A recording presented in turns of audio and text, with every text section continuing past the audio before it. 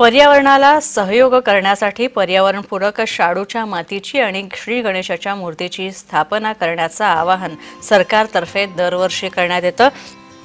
या आवाहनाला प्रतिसाद देत पर्यावरणाचा ऱ्हास रोखण्याच्या दृष्टीने शिवसेना ठाकरे गटातर्फे नवी मुंबई इथं नेरूळ इथं शाडूच्या मातीपासून श्री गणेशाच्या मूर्ती बनवण्याच्या कार्यशाळेचं आयोजन करण्यात आलं होतं।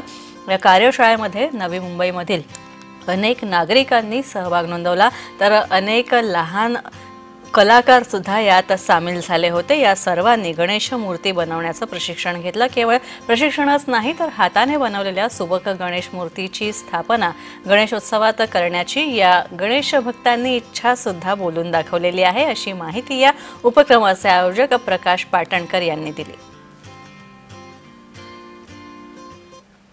शिवसेना उद्धव बाळासाहेब ठाकरे पक्षाच्या वतीने आज आम्ही शाडूच्या मातीपासून गणपती बनवण्याचं शिबिर आयोजित केलेलं आहे। या शिबिरासाठी माझे सर्व सहकारी पदाधिकाऱ्यांनी मदत केली आहे।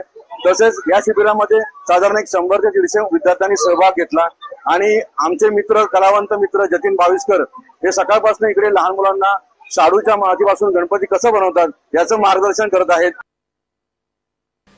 तर आपण पाहतोय अत्यंत सुंदर पद्धतीने या सगळ्या बाळगोपाळांनी तसंच तरुणांनी वयोवृद्धांनी सुद्धा या गणेश मूर्ती घडवण्याच्या पर्यावरणपूरक शाडूच्या मातीच्या गणेश मूर्ती घडवण्यावर भर दिला आणि या गणेश मूर्ती घडवण्याचं प्रशिक्षण घेतलं।